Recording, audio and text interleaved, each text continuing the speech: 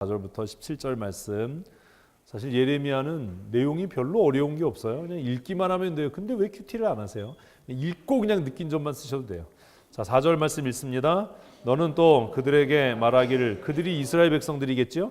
아니, 뒤에 넘어가지도 않는데 어떻게 또 글자가 다 보이나 봐. 응? 그들이 이스라엘 백성들이에요. 어떤 사람들인지 앞에 보시면 아시고요. 뭐라고 얘기하냐면 여호와의 말씀에 이건 내 얘기가 아니라 하나님의 말씀이다라고 명확하게 하고 같이 읽습니다. 사람이 엎드려지면 어찌 일어나지 않겠으며 사람이 떠나갔으면 어찌 돌아오지 않겠냐. 무슨 얘기예요? 이게 일반적이라는 거예요. 한번 넘어졌다고 계속 넘어져 있는 사람 없잖아요. 실수로 넘어지면 툭툭 털고 일어나는 게 그게 당연한 거 아니냐. 또 떠나갔으면 언젠가는 돌아오는 게 당연한 게 아니냐. 무슨 얘기 하겠어요? 그 다음에는 이게 당연한데 왜 너희는 당연한 일을 안 하냐. 뭐 이 얘기 나오겠죠. 자, 5절. 이 예루살렘 백성이 항상 나를 떠나 물러가면 어찌미냐. 그거죠. 물러갈 수도 있지만 그랬다가 다시 돌아와야 하는데 너희는 왜 항상 나에게서 멀어지기만 하냐. 왜 물러가기만 하냐. 읽습니다. 그들이 거짓을 고집하고 돌아오기를 거절하도다. 하나님께서 원하시는 건 범죄하지 않고 완벽하고 완전한 게 아니라 떠나갔다 하더라도 실수했다 하더라도 범죄했다 하더라도 회개하고 돌아오는 거예요. 우리는 완전하지 못해요. 범죄해요. 가끔 쓰러지기도 하고 실패해요. 그러나 중요한 것은 회개하고 돌이키는 거지요. 5절 말씀. 내가 귀를 기울여 들은즉 그들이 정직을 말하지 아니하며 그들이 악을 뉘우쳐서 내가 한 것이 무엇인고 말하는 자가 없고 전쟁터로 향하여 달리는 말같이 각각 그 길로 행하도다. 하나님께서 범죄한 이스라엘을 살펴보면서 그래도 이놈들이 범죄하고 나면 뉘우치겠지, 회개하고 돌아오겠지 이렇게 기대하시는데 그들 가운데 한 사람도 뭐라고 말하는 자가 없다고요? 내가 행한 것이 무엇인고, 내가 왜 이렇게 행했지? 내가 교만해졌네, 내가 실수했네, 내가 범죄했네 이렇게 말하는 사람이 한 사람도 없다는 거예요. 그리고 전쟁터에서 달리는 말은 그냥 맹목적으로 앞을 향해 달려가잖아요. 죽을 걸 알면서도. 그것처럼 이스라엘 백성들이 죽을 줄 알면서도 악을 향해서 계속 달려간다라는 거예요. 그러니 뭐 남는 건 하나죠. 하나님의 징계가 있을 뿐이죠. 7절. 공중의 악은 그 정한 시기를 알고 산비둘기와 제비와 두루미는 그들이 올 때를 지키거늘. 무슨 얘기예요? 짐승만도 못하다는 얘기 아닙니까? 철새도 돌아오고 또 돌아갈 때를 알고 비둘기와 제비 두루미도 그 때를 알아서 떠나갔다가 돌아오기도 하는데 7절. 내 백성은 여호와의 규례를 알지 못하도다. 짐승만도 못하다. 새만도 못하다. 제일 머리 나쁜 걸 새대가리라고 하는데 내 백성은 새대가리도 아니다. 뭐 이런 얘기죠. 8절. 너희가 어찌 우리는 지혜가 있고. 자 보세요. 하나님의 때를 분간하지 못하고 자기의 죄를 깨닫지도 못하고 회개할 줄도 모르면서 뭐라고 얘기한다고요? 지혜가 있다는 거예요. 우리가 그러잖아요. 회개하라고 책망하고 꾸짖으면 회개하고 그 책망을 듣고 회개해야 되는데 왜 우리를 무시해? 우리도 성경 알아. 우리도 알 만큼 알아. 이렇게 얘기하지만 뭐 하지는 않는다? 회개하고 돌아오지는 않는다. 내 백성이 말로는 우리가 지혜가 있어, 지각이 있어, 하나님의 말씀을 아는 지혜가 있어 이렇게 얘기하면서도 그들은 회개하지 않는다라는 거예요. 계속해서 읽습니다. 우리에게 여호와의 율법이 있다 말하겠느냐. 근데 사실 그렇게 얘기하는 거죠. 우리의 손에 성경이 들려 있어요. 하나님의 말씀이 있는 거예요, 없는 거예요? 없는 거예요. 무슨 얘기인지 아시겠어요? 예배를 통해서 선포되는 말씀을 들어요. 하나님의 말씀을 들은 거예요, 안 들은 거예요? 안 들은 거예요. 무슨 얘기인지 이해되세요? 비로소 뭐 할 때? 실천할 때요. 말씀을 듣는 게 아니라 진짜 말씀을 듣는 것은 그 말씀을 듣고 삶으로 어떻게 할 때? 살아낼 때 말씀을 들은 거예요. 성경을 들고 있어요. 지금 이스라엘 백성들이 무슨 얘기하는 거냐 하면 봐봐, 우리가 레위기, 신명기, 민수기, 모세오경을 가죽으로 된 양피지에 싸서 우리가 뭐 하고 있어? 가지고 있어. 이렇게 얘기한 거예요. 우리가 성경을 갖고 있으니까 우리는 절대로 망하지 않는다. 이렇게 얘기한 거예요. 근데 그게 말씀을 가지고 있는 게 아니라 그 말씀을 뭐 하는 것? 실천해내는 게 말씀을 갖고 있는 거예요. 지금 그들이 그렇게 얘기하는 거예요. 지혜가 있고 우리가 지혜가 있고 하나님의 말씀이 우리에게 있다. 그렇게 얘기한다고요. 계속해서 읽습니다. 참으로 서기관의 거짓 붓이 거짓되게 하였나니. 좀 어렵죠? 성경에서 서기관이라는 직업을 명확하게 이렇게 콕 찍어서 얘기하는 곳이 아마 몇 곳 안 되는데 그 중에 하나가 예레미야예요. 그러면 이 시대에는 하나님의 말씀을 보관하고 필사하고 그것을 풀어서 해석하고 설명하는 역할을 했던 사람들이 누구예요? 서기관들이죠. 왜냐하면 성경이 그렇게 흔하지 않았잖아요. 이걸 양피지에다가 써서 다 수기로 사본을 만들어서 성경을 만들었는데 그 값이 얼마나 대단했겠어요. 양 한 마리 잡아봐야 몇 글자나 쓰겠어요. 근데 그 성경을 가지고 있었던 사람들이 누구예요? 서기관들이죠. 그러니까 자연스럽게 성경을 읽고 해석하는 일들을 했던 사람들이 서기관들이에요. 이 말이 뭐냐면 예레미야 시대의 서기관들이 예레미야가 지금 야 너희가 망할 거야, 너희가 범죄해서 하나님께 너희를 징계할 거야라고 하니까 그 서기관들이 예레미야를 향해서 뭐라고 얘기했냐면 우리 안 망해. 왜 안 망해요? 우리에게 성경이 있고 하나님의 말씀이 이렇게 기록됐고 라고 하나님의 말씀을 왜곡해서 설명했다라는 거예요. 그래서 예레미야를 대적하는 도구로 성경을 들먹였다는 거예요. 오늘날도 똑같아요. 오늘날도 우리가 신앙생활하면서 우리의 잘못이나 죄가 지적될 때 회개하기보다는 우리도 어떻게 하죠? 다른 곳에 성경을 막 찾아다가 다른 데서는 이렇게 얘기하지 않냐? 이렇게 우리의 죄를 희석하고 또 우리의 죄를 합리화하려고 하는 태도를 보이지 않는가? 그것을 지금 8절에서는 참으로 서기관의 거짓붓이 거짓되게 했다라고 이야기하는 겁니다. 이 당시에 성경을 해석하는 일을 전문적으로 했던 사람들이 서기관이었다라고 하는 것을 8절 말씀을 통해 우리가 알게 되는 거죠.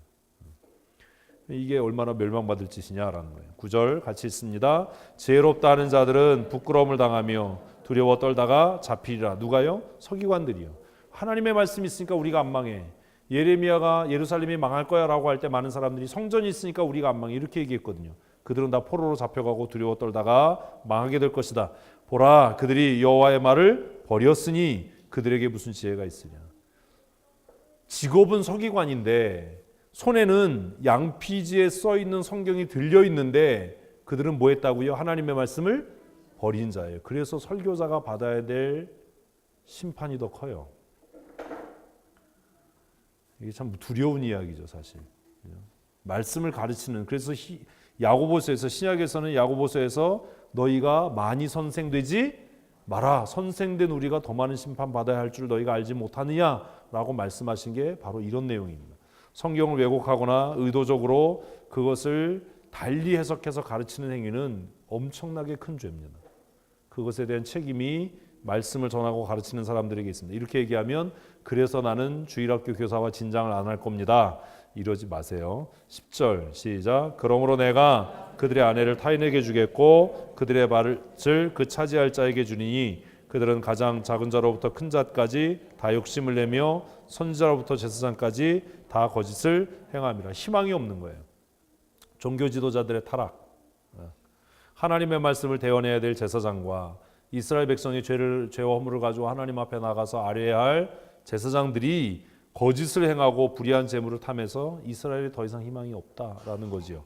11절 그들의 딸이 내 백성의 상처를 가볍게 여기면서 말하기를 평강하다 평강하다 하나 평강이 없도다. 여기서 딸이라고 하는 여성 명사를 썼는데 이게 뭐 진짜 딸이라는 이야기가 아니에요.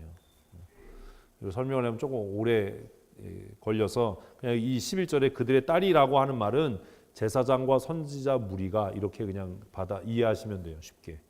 이렇게 썼던 이유가 있거든요. 여성 명사를 사용해서. 그들이 뭐라고 얘기하는 거예요? 지금 하나님의 심판이 임하잖아요. 북방에서부터 이스라엘을 향해서 적군들이 지금 행군하고 있잖아요. 이스라엘이 조만간 망할 거잖아요. 그래서 하나님께서 예레미야를 통해서 이 성읍이 망할 거야. 너희가 대항해서 싸우지 마. 항복하고 포로로 잡혀가는 게 하나님의 은혜야. 이렇게 얘기했잖아요.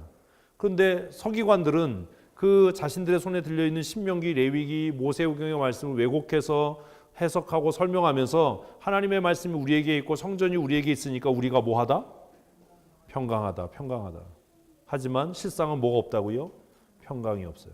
우리가 말로 평강을 얘기한다고 우리 가운데 평강이 있는 게 아니라는 거예요. 평강은 누구로부터 말미암아요? 하나님께로부터요. 하나님이 떠난 다음에는 평강이 없어요. 그래서 이 거짓 평강에 속지 말아야 돼요. 여호와 샬롬 대신 하나님의 은혜를 날마다 누리는 성도 되십시다. 12절입니다. 그들이 가증한 일을 행할 때 부끄러워하였느냐? 아니라 조금도 부끄러워하지 않을 뿐 아니라 얼굴도 붉히지 아니하였느니라. 회개할 기미가 없는 거죠. 13절 같이 읽겠습니다. 12절 후반절에 그러므로 그들이 엎드려질 자와 함께 엎드려질 것이라. 내가 그들을 벌할 때에 그들이 거꾸러지리라. 여호와의 말씀이니라. 13절 여호와의 말씀이라. 내가 그들을 진멸하리니 포도나무에 포도가 없을 것이며 무화과 나무에 무화과가 없을 것이며 그 잎사귀가 마를 것이라. 내가 그들에게 주는 것이 없어지리라 하셨나니. 어디에서 본 것 같지요? 하박국에 있는 얘기 아닙니까? 그죠? 이걸 이렇게 연결해서 설명하시면 돼요. 예레미야를 통해서 하나님께서 이것을 진멸의 예표로 상징으로 말씀하셨는데 하박국에서는 이것을 그대로 차용해서 하박국이 이제 이해가 되죠. 소선지사 하박국은 이것을 그대로 차용해서 비록 포도나무에 열매가 없고 무화과 나무에 감람나무에 열매가 없어도 라는 말은 하나님께서 우리를 징계하시고 우리를 치셔도라는 말로 해석이 될 수 있는 거예요.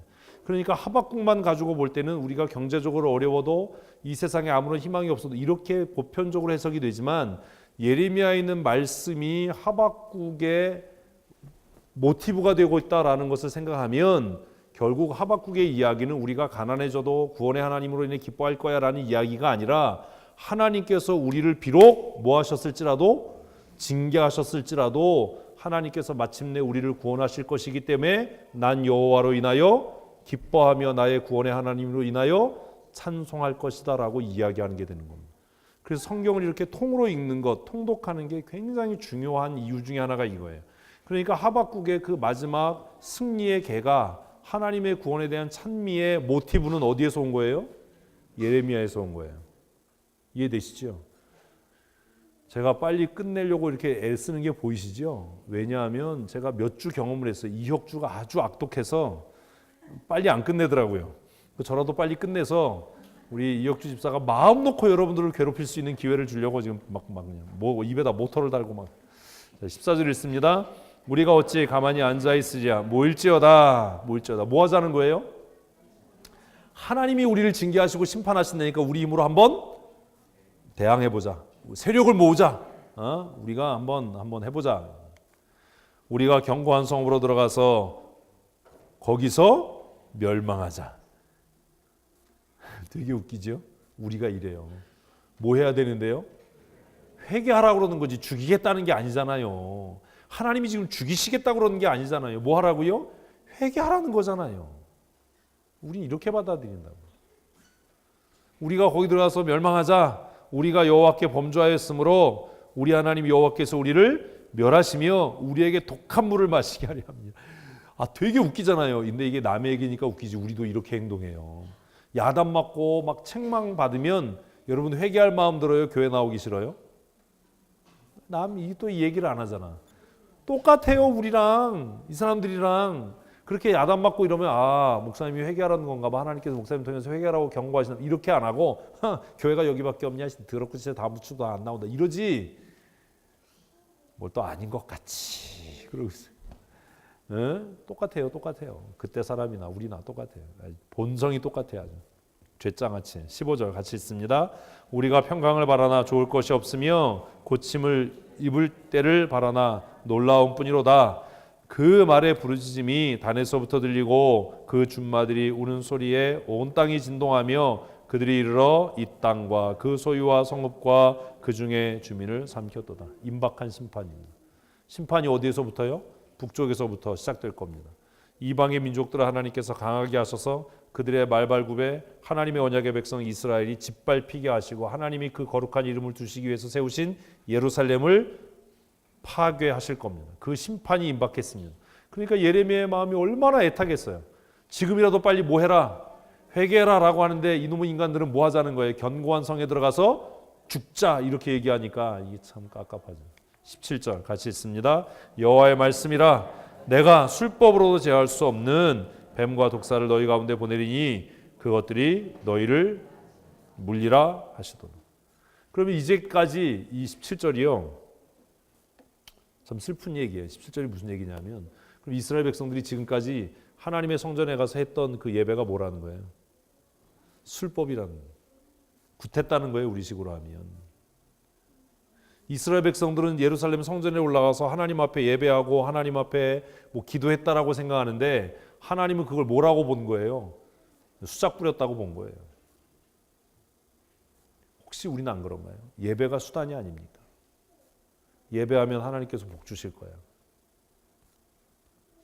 내가 예배자로 사니까 하나님께서 내 자식을 형통케 하시고 이런 생각하지 말라고.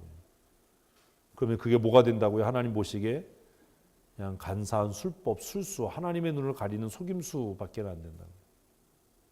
그래서 하나님께서 그들에게 얘기하는 거예요. 너희가 이제까지 뭐 못된 짓 하고 안식일에 올라와서 하나님 우리를 긍휼히 여겨주세요. 뭐 이러고 그 술법으로 위기를 넘기고 이제까지 와서 앞으로도 예루살렘 성전이 여기에 있는 한, 우리의 손에 모세오경이 들려 있는 한 이 나라는 망하지 않고 영원할 거야. 하나님께서 이 민족을 지키실 거야 라고 생각했던 너희의 그 술법이 내가 너희에게 내리는 재앙을 막을 수 없다. 더 이상 내가 참지 않는다. 내가 너희에게 그동안 보여줬던 긍휼과 자비가 오히려 너희를 더 악하게 한 것 아니냐. 그래서 이제 내가 너희에게 내리는 이 재앙은 너희의 술법으로도 제어할 수 없는, 무엇으로도 피할 수 없는 내가 재앙을 너희에게 쏟아 붓겠다라고 선포하시는 겁니다. 그러나 희망은 아직 있습니다. 그게 뭐예요? 술법으로서의 예배가 아니라 진정한 회개입니다. 술수를 부리는 예배가 아니라 하나님 앞에 진심으로 통회하고 자복함이 그들에게 또 다른 희망이 되는 거지요. 예레미야는 이것을 알아서 마음이 아팠던 겁니다. 그가 끊임없이 하나님의 열심으로 복음을 전할수록 이스라엘 백성들은 어긋나가고 우리가 차라리 죽어버리자. 되게 웃기잖아요, 그 표현이. 하나님께서 우리에게 독한 물을 마시게 하셨다. 이게 얼마나 완악해요. 근데 그게 우리의 모습하고 닮아 있다라는 거. 하나님께서 우리를 징계하실 때, 하나님의 손이 우리를 짓누르실 때 변명하거나 핑계하거나 뒤로 물러가지 말고 더 늦기 전에 회개하고 돌이켜서 복 주시는 하나님, 치료하시는 하나님, 평강을 주시는 하나님을 날마다 경험하는 믿음의 사람들 되시기를 축복합니다. 기도하시겠습니다. 하나님 아버지, 하나님께서 우리를 사랑하시고 긍휼히 여기셔서 회개케 하시려고 우리에게 때때로 징계와 우리에게 때때로 고난을 허락하시고 그 징계를 통해 그 고난을 통해 돌이켜 하나님을 예배하는 거룩한 예배자 되게 하시니 감사합니다. 우리의 삶에 고난이 다가올 때에 불평하며 원망하지 않게 하시고 뒤로 물러서지 않게 하시고 힘을 모아 인간적인 방법으로 하나님의 징계에서 벗어나려고 하는 악에 악을 더하는 어리석음을 범하지 아니하도록 주님 은총 더하여 주시고 진리의 말씀을 깨닫는 대로 순종하고 회개하여 하나님의 구원의 은혜를 풍족히 누리는 믿음의 사람이 되게 하여 주시옵소서. 민족의 큰 명절을 맞이합니다. 흩어졌던 가족들이 한자리에 모일 때에 우리의 모임 가운데 기쁨이 있게 하시고 감사가 있게 하시고 하나님이 주시는 풍성한 은혜를 함께 누리는 복된 시간이 되게 하여 주시옵소서. 명절을 통해 가족 구원을 위하여 더욱 기도하게 하시고 병중에 있는 지체들과 환난과 어려움 가운데 있는 성도들을 돌아보아 하나님의 사랑과 긍휼과 은혜를 함께 나눌 수 있는 복된 은혜의 시간이 되게 하여 주시옵소서. 우리의 삶에 평강 주시는 우리 구주 예수 그리스도의 크신 은혜와 아버지 하나님의 크고 놀라우신 사랑하심과 진리의 말씀을 깨닫게 하시는 성령 하나님의 교통하심과 역사하심이 오늘 하나님 앞에 함께 머리 숙여 예배하고 일상의 삶으로 또 하나님이 주신 은혜와 복을 함께 누리는 귀한 가족들의 모임을 앞두고 있는 사랑하는 성도들과 그들의 가정과 그들의 형제들과 그들이 경영하며 출입하는 일터와 직장과 사업장 위에 사랑하는 그들의 자녀들 위해 영원토록 함께 있을지어다. 아멘.